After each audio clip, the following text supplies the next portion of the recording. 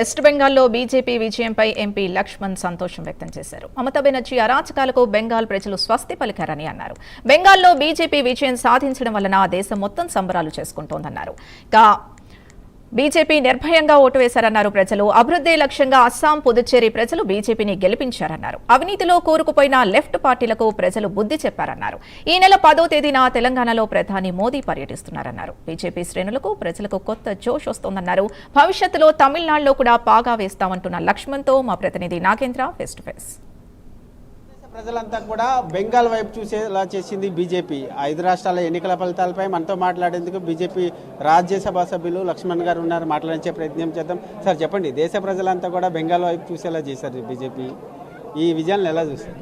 దేశ ప్రజలు బెంగాల్ వైపు చూడడమే కాదు, దేశ ప్రజలందరూ కూడా అక్కడ ఉండే అరాచక పాలనకు స్వస్తి పలకాలి, అది మోదీ గారి యొక్క అభివృద్ధి ఎజెండాతోనే సాధ్యమవుతుందని చెప్పి ప్రజలు విశ్వసించారు.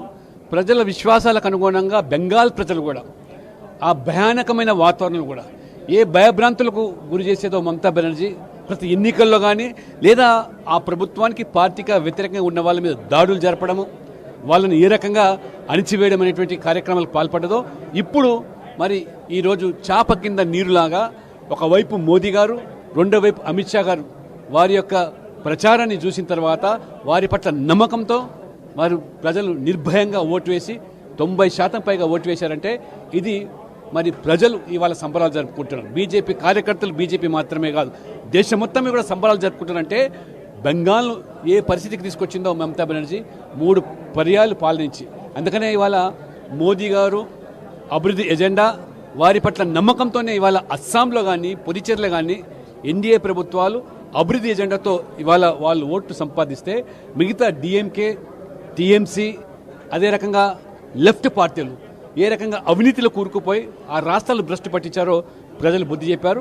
తెలంగాణ కూడా రేపు ప్రజలు అభివృద్ధి కోరుకుంటున్నారు కాబట్టి బీజేపీ వైపే మొగ్గు చూపుతారు. మే 10వ తేదీ నాడు నరేంద్ర మోడీ గారు రాక ఖచ్చితంగా ఒక కొత్త ఊపును, ఉత్సాహాన్ని పార్టీ కార్యకర్తలు కాదు తెలంగాణ ప్రజలు కూడా ఒక భరోసా కల్పించే ఈ యొక్క యాత్రని కూడా ఈ యొక్క బహిరంగ సభ అని చెప్పి నేను భావిస్తాను. అస్సాంలో హ్యాట్రిక్ సాధించారు. ఈ పార్టీకి మోదీ ప్రభుత్వం వారు ఏ రకంగా కేంద్రంలో హ్యాట్రిక్ సాధించారు. ఒక పేదవాడు ఛాయమ్ముకున్న వ్యక్తి 3 సార్లు దేశానికి ప్రధానమంత్రి అయిన చరిత్ర, ఆ ఖ్యాతి అనేది ఒక నరేంద్ర మోడీకి దక్కుతుంది. ఆయన నిజంగా ఒక మహానుభావుడు. మొన్న పార్లమెంట్లో మహిళా బిల్లు పెడితే అడ్డుకున్నటువంటి ఈ పార్టీలకు, అన్ని పార్టీలు కూడా ఈ 5 రాష్ట్రాల ఎన్నికల్లో ప్రజలు బుద్ధి చెప్పారు. మహిళా బిల్లును అడ్డుకోవడం, ఎస్సీ ఎస్టీలు ఎదగకుండా రాజకీయంగా చేసినటువంటి దానికి ఇవాళ బుద్ధి చెప్పారు. మోదీ గారి అభివృద్ధి పట్లనే, మోదీ గారు తీసుకున్న నిర్ణయాల పట్లనే ప్రజలు ప్రభావితం అవుతున్న దానికి ఇది స్పష్టమైన సంకేతం. ఏ విధంగా చూస్తారు సార్? తమిళనాడు కూడా ఇవాళ అన్నాడీఎంకే, బీజేపీ, ఎన్డీఏ కూటమి ఇవాళ మంచి ఫలితాలు సాధించింది. భవిష్యత్తులో ఇవాళ తమిళనాడు కూడా పాగా వేస్తాం. కేరళంలో కూడా ఇవాళ థర్డ్ ఫ్రంట్గా మేము ఇవాళ ఆవిర్భవించాం. అటు యూడీఎఫ్, ఎల్డీఎఫ్కు ప్రత్యామ్నాయంగా రేపు ఎన్డీఏ కేరళలో కూడా ఎదిగేదానికి అవకాశాలు స్పష్టంగా ఈరోజు కనబడుతున్నాయి. ఇది మొత్తం చూసుకుంటే బెంగాల్ ప్రజలకి అక్కడ బీజేపీ పార్టీ విజయంతో బెంగాల్ ప్రజలంతా కూడా విముక్తి పొందారంటున్నారు బీజేపీ లక్ష్మణ్. దాంతోపాటు మరొకవైపు 10వ తేదీన మే 10వ తేదీన ప్రధాని మోడీ తెలంగాణ రాష్ట్ర పర్యటనకు చేస్తున్నారు.